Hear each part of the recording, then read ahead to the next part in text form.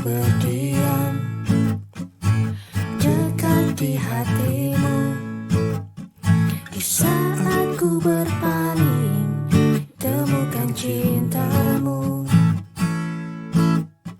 Di sana kau menanti untuk bawaku lagi bersekutu dalam damai yang sejati. Oh, ku damba hadimu. Oh, inilah rinduku. Hidupku hanya untukmu.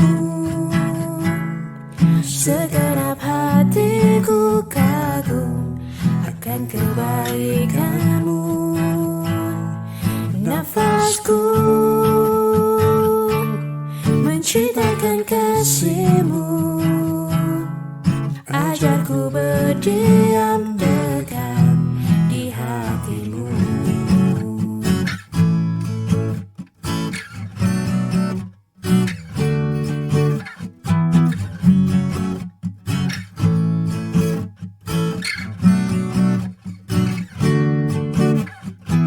Ajarku berdiam dekat di hatimu. Di saat ku berpaling, temukan cintamu. Di sana kau menanti untuk bawaku lagi bersekutu dalam damai yang sejati. Oh, ku damba hadimu. Oh, inilah rinduku. Hidupku hanya untukmu. Segenap hatiku kagum akan kebaikanmu.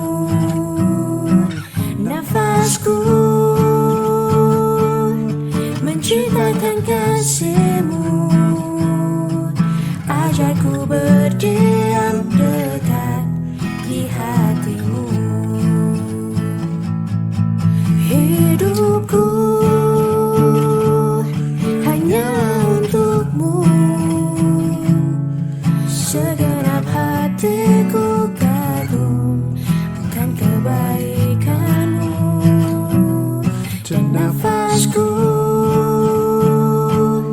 menciptakan kasihmu. Ajarku berdiam dekat di hatimu.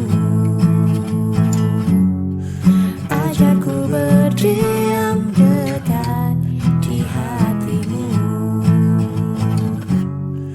Ajarku berdiam dekat di hatimu.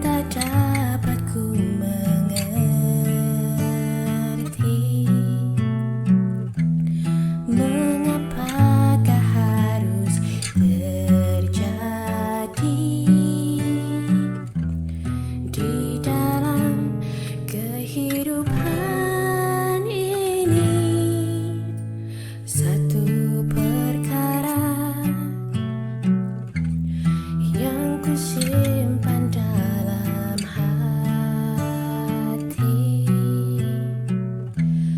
tiada satu pun yang terjadi tanpa Allah peduli. Allah mengerti, Allah peduli segala persoalan yang kita hadapi.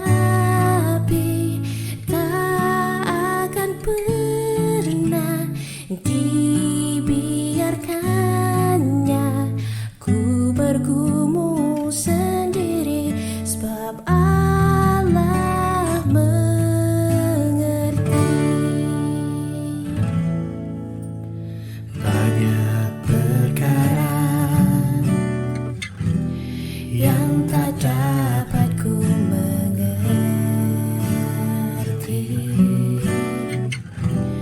Mengapakah harus terjadi di dalam kehidupan ini? Satu perkara yang ku simpan dalam hati, tiada satu pun yang terjadi tanpa Allah peduli.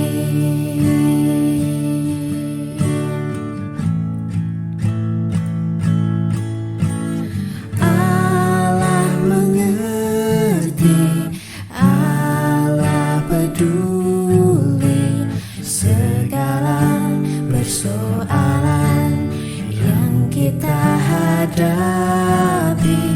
Tak akan pernah dibiarkannya ku bergumul sendiri, sebab Allah mengerti.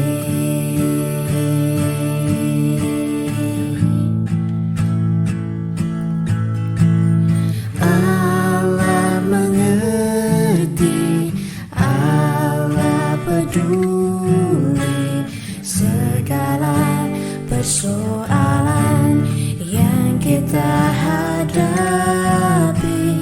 Tak akan pernah dibiarkannya ku bergumul sendiri, sebab Allah mengerti.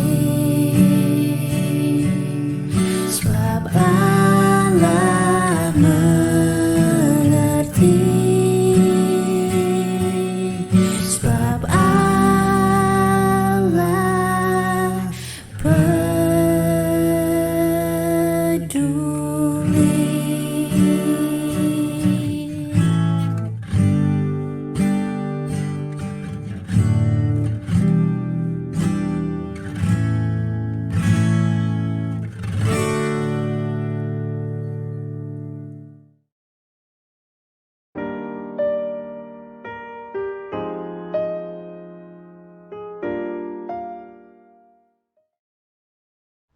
Shalom Bapak-Bapak dan Ibu-Ibu yang dikasihi Tuhan. Happy Mother's Day. Mewakili Pastor Made, saya mengucapkan Hari Ibu untuk jemaat Crossway di Broad East dan juga di South East. Terima kasih Pastor Made yang memberi kesempatan kepada saya untuk memberikan renungan tentang firman Tuhan. Renungan yang akan saya bawakan hari ini adalah dari buku Yohanes. Silakan kalau Bapak-Bapak dan Ibu-Ibu ada Alkitab, saya juga sudah menyiapkan di slide-nya. Yohanes 8 ayat 32 berbicara tentang kamu akan mengetahui kebenaran dan kebenaran itu akan memerdekakan kita. Kita tahu dalam kehidupan sehari-hari kita banyak sekali kita harus dihadapkan pada pilihan dan keputusan yang harus kita ambil. Setiap hari kita memilih, misalnya dengan masalah pendidikan, sekolah, anak-anak kita harus masuk sekolah mana, dan kita harus memutuskan pada akhirnya. Atau sebagai pekerja, kita akan memilih pekerjaan yang bagaimana sesuai dengan kapasitas kita. Kalau kebetulan banyak tawaran, kita harus memilih dan memutuskan. Atau sebagai pengusaha, kita banyak sekali ditawarkan keterampilan mereka. Kita harus memilih dan memutuskan. Bagaimana juga dengan orang Kristen? Sama. Kita setiap hari dikirim ayat-ayat atau renungan. Kita bisa membaca dan pada akhirnya kita harus memilih renungan mana yang harus kita pakai. Dan kita akan memutuskan apakah kita hanya sebatas membaca dan mengerti. Demikian juga dengan orang-orang yang beragama. Misalnya agama-agama lain atau kepercayaan yang lain. Mereka juga dihadapkan pada banyak pilihan. Pada jam berapa mereka harus bersembahyang atau memberikan sesajian kepada dewa mereka. Bahkan orang yang tidak punya agama, tidak percaya Tuhan pun dihadapkan pada pilihan. Dan mereka harus memutuskan. Misalnya dengan olahraga, jenis olahraga apa yang mereka sukai? Apakah mereka hanya sampai pada hobi atau mau mencapai tingkat profesional? Pada akhirnya mereka harus memutuskan pilihan mereka. Hal-hal yang sudah saya sebutkan ini bukan ada yang semuanya salah. Fokus saya pada pembicaraan hari ini adalah mengenai bagaimana kita memilih dan bagaimana kita harus memutuskan. Apakah kita yakini bahwa apa yang kita pilih dan apa yang kita putuskan itu sudah benar semuanya? Seperti di buku Yohanes ini dikatakan, kamu akan mengetahui kebenaran dan kebenaran itu akan memerdekakan kita. Saya suka buku Yohanes karena gospel ini straightforward, ya. Karena gospel yang lain, misalnya Matthew, Markus atau Lukas yang biasa kita kenal sebagai synoptik, mereka itu berbeda dengan Yohanes. Yohanes itu begitu straightforward bahwa Yesus adalah Tuhan. Dia mengatakan dengan begitu jelas, dan hanya melalui Yesus kita bisa menemukan kebenaran. Di sini kita melihat Yesus mengatakan, dan kamu akan mengetahui kebenaran, dan kebenaran itu akan memerdekakan kamu. Masalah pilihan dan keputusan yang tadi kita bicarakan ini, apakah kita selalu bisa memilih? Rasanya tidak. Seperti hal COVID-19. Virus ini bukan pilihan kita. Tidak ada seorang pun di dunia yang memilih masalah ini. Tapi kita bisa memutuskan bagaimana cara kita menghadapi masalah ini.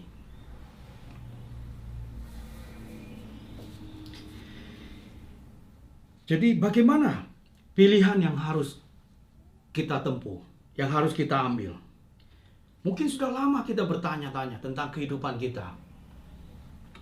Barangkali kita sudah merenungkan bagaimana keadaan kita. Sepertinya dari hari ke hari tidak ada perubahan. Dari dulu, sekarang tidak ada perubahan.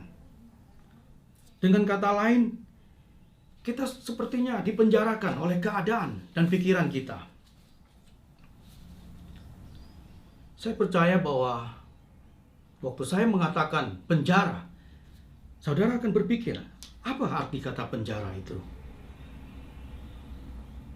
Saya melihat dari sisi penjara bukan hanya secara fisik, tapi secara mental dan pikiran.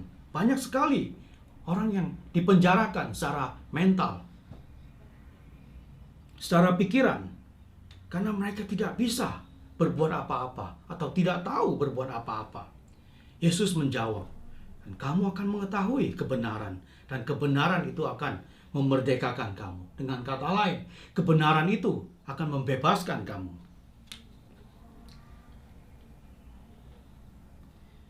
Kemerdekaan seperti apa yang Yesus inginkan buat kita? Buku yang kita pelajari hari ini adalah tentang Yohanes. Kita melihat bagaimana Yohanes menjelaskan seorang ahli hukum, orang Farisi bernama Nikodemus bertemu dengan Yesus. Setelah bertemu Yesus, Nikodemus tahu bahwa Yesus adalah Tuhan. Dan Yesus hanya memberikan saran kepada Nikodemus, engkau harus lahir kembali. Pertanyaan yang sama kepada kita, apakah kita sudah lahir kembali? Dan juga di Yohanes 4 dikatakan, Yesus berdialog dengan wanita Samaria. Yesus mengatakan kepada wanita Samaria itu, engkau menemukan air kehidupan, living water. Jadi setelah setiap orang yang bertemu dengan Yesus, dia menemukan air kehidupan. Begitu juga Yesus berdialog dengan pegawai kerajaan di Yohanes keempat. Yesus menyembuhkan anaknya. Dan juga Yesus menyembuhkan orang sakit pada hari Sabat dan mencelikkan mata orang buta. Bahkan di buku Yohanes dikatakan Yesus memberi makan kepada 5.000 orang. Dan Yesus membangkitkan Lazarus yang sudah mati. Banyak sekali hal-hal yang Yesus lakukan di buku Yohanes. Di pasal terakhir kita bisa baca, tidak mungkin semua itu ditulis dalam satu kitab. Karena dikatakan itu tidak akan bisa memuat semua pekerjaan Tuhan Yesus. Bagaimana tanggapan kita mengenai pekerjaan Tuhan Yesus? Terutama kita hidup di zaman ini, bisa saja orang berkata, pekerjaan Tuhan Yesus, miracle Yesus, itu kan zaman dulu, 2000 tahun lalu. Apa tanggapan kita mengenai pertanyaan ini? Di zaman ini kita hidup di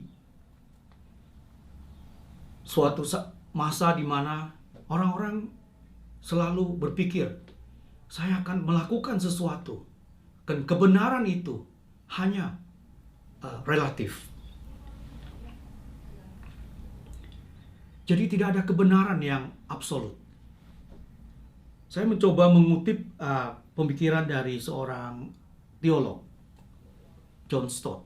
Dia mengatakan bagaimana mengenai kebebasan, kemerdekaan. Pemikiran dia berkata demikian. Kebebasan untuk tidak menuruti keinginan daging, tetapi untuk mengendalikan daging. Sewaktu kita bebas, kita merdeka, John Stott mengatakan, kita bisa mengendalikan kedagingan kita. Contohnya, kita lihat bagaimana orang bisa begitu haus akan keuangan. Atau orang yang sudah begitu dikuasai oleh nafsu yang seksual dalam bentuk pornografi. Karena mereka dikendalikan oleh daging. Dan mereka itu orang yang belum merdeka. Demikian juga Johnson mengatakan kebebasan untuk tidak mengeksploitasi sesama kita, tetapi untuk melayani sesama kita. Kita lihat pada umumnya manusia itu saling mempergunakan satu dengan yang lain. Pada saat kita mengenal Tuhan Yesus, kita tahu bahwa kita tidak lagi mengeksploitasi sesama kita. Kita mengasihi mereka, sungguh-sungguh mengasihi mereka. Dan demikian juga Johnson mengatakan kebebasan itu untuk tidak mengabaikan hukum, tetapi untuk mentaati hukum. Contohnya COVID-19 ini, ya kita bebas bisa kemana saja. Tapi hukum pemerintah mengatakan bahwa kita harus have a social distance. Sama halnya dengan gereja. Kita mentaati hukum, kita melakukan social distance seperti saat ini kita harus ketemu lewat online. Contoh-contoh di atas yang sudah saya sebutkan itu bukan saya sampaikan untuk membuat kita semua merasa bersalah. Tetapi tujuan saya adalah coba kita lebih lagi saling memperhatikan satu dengan yang lainnya. Bukan secara basa-basi, tapi sungguh-sungguh kita saling memperhatikan satu dengan yang lainnya. Kita tahu banyak di antara saudara-saudara kita, teman-teman kita yang sangat menderita atau masih dalam penjara, baik dalam pikiran maupun perasaan mereka. Mungkin Anda bertanya, bagaimana kita bisa tahu mereka dalam penjara, dalam pikiran maupun perasaan? Kita bisa melihat dari wajah mereka, kita bisa melihat dari bahasa mereka, kita tahu mereka itu masih dalam penjara. Mereka itu belum bebas. Kita bisa menemukan hal-hal demikian orang-orang itu di mana saja, baik di tempat kerja maupun di gereja atau di mana saja.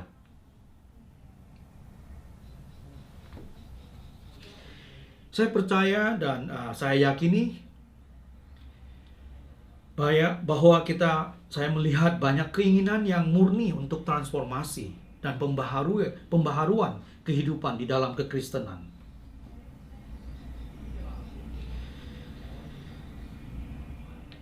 Kita melihat ayat berikutnya dari Yohanes 15. Tuhan Yesus mengatakan bahwa di luar aku kamu tidak dapat berbuat apa-apa. Ini jelas sekali. Kita melihat banyak orang yang di luar Yesus. Mereka melakukan apa saja. Yang tadi kita sebutkan dari olahraga, baik dari keuangan, pekerjaan, ataupun sekolah, pendidikan. Tanpa Yesus, kita tidak bisa berbuat apa-apa. Dengan kata lain, di dalam Yesus, kita bisa melakukan segala-galanya.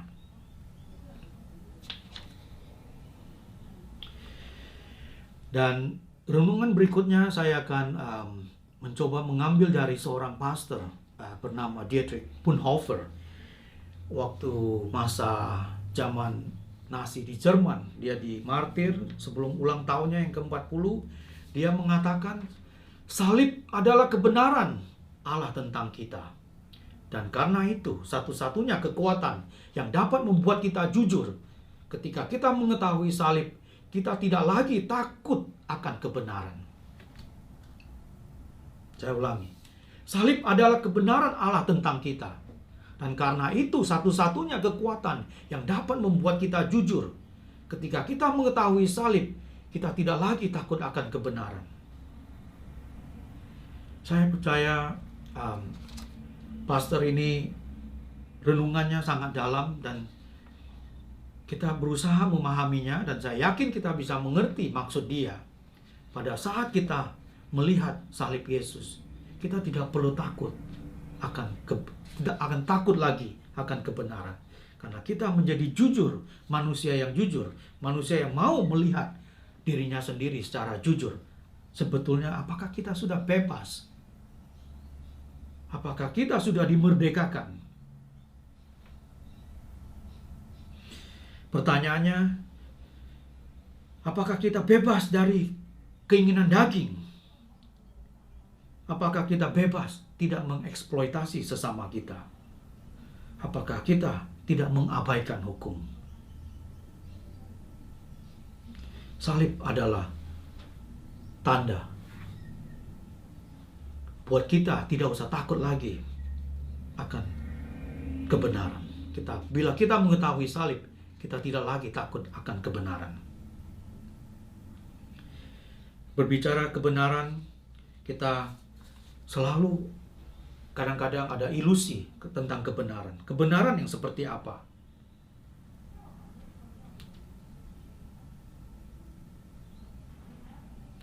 Apakah tujuan Yesus untuk datang ke bumi hanya untuk menyembuhkan kita yang sakit? Ya, memang Tuhan Yesus bisa menolong Lazarus yang tadinya sudah mati. Apakah hanya itu kedatangan Tuhan Yesus?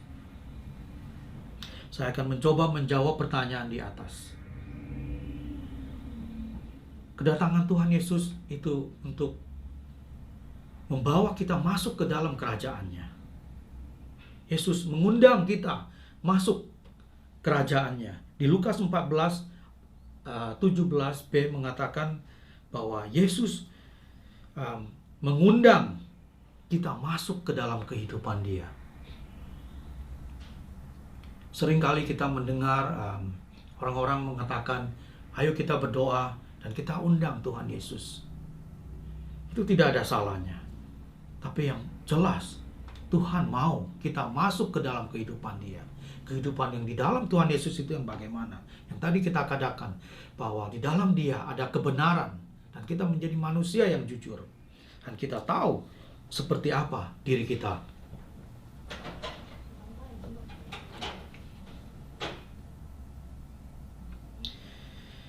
Kita tahu dalam kehidupan ini banyak sekali permasalahan yang kita hadapi. Dalam keadaan seperti ini, kita menghadapi virus, yang hal-hal yang kita lakukan sepertinya tidak biasa. Sama dengan saat-saat seperti ini. Saya tidak bisa berdiri di depan siapa-siapa, hanya bisa berdiri di depan kamera. Tapi tidak apa-apa. Bukan maksud saya seperti itu. Yang ingin saya katakan, banyak hal-hal yang harus kita lakukan. Bukan pilihan kita, tapi kita bisa memutuskan bagaimana cara kita untuk menjalaninya. Yesus memenuhi harapan yang tertanam dalam hidup kita.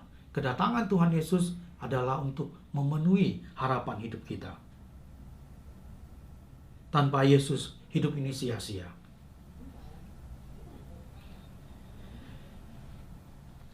Kita melihat tujuan Yesus tadi dikatakan bahwa Tuhan Yesus membawa kerajaan Allah untuk kita. Apakah kita sudah siap menerimanya? Bapak-bapak dan ibu-ibu yang dikasihi Tuhan.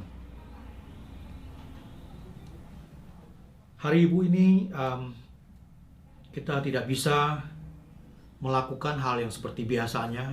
Ya, kita hari Ibu biasanya ada persembahan, nyanyian, ataupun makan-makan. Tapi hari ini, tahun ini kita tidak bisa melakukan hal yang demikian.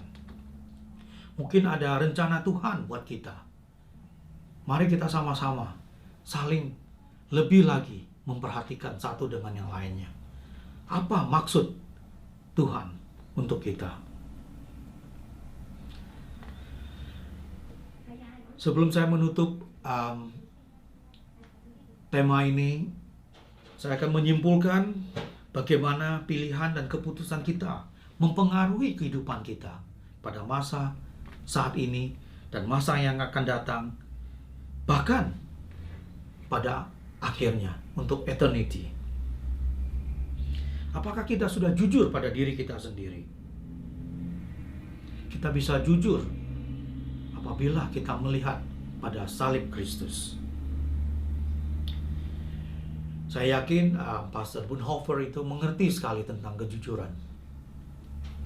Dia menangkap firman Tuhan, isi hati Tuhan. Dikatakan, hanya di dalam Yesus kamu bisa melakukan segalanya. Di luar Yesus, kamu tidak bisa melakukan apa-apa. Apakah kita sudah bisa jujur terhadap diri kita sendiri? Terima kasih. Saya akan menutup dengan doa. Bapa di surga, kami mengucap syukur Tuhan atas hadirat-Mu. Hamba-Mu selesai membawakan firman-Mu. Mengucap syukur atas segala yang Tuhan berikan dalam hidup kami. Biarlah apa yang kami pelajari dari firman-Mu yang hanya secara singkat boleh terus Tuhan mengiang-iang di telinga dan di hati kami. Bahkan lebih dari itu Tuhan, kami mau melakukan Tuhan firman-Mu. Berbicara Tuhan kepada kami dan pimpin hidup kami. Kami ucap syukur dan berdoa hanya di dalam nama Yesus. Amin.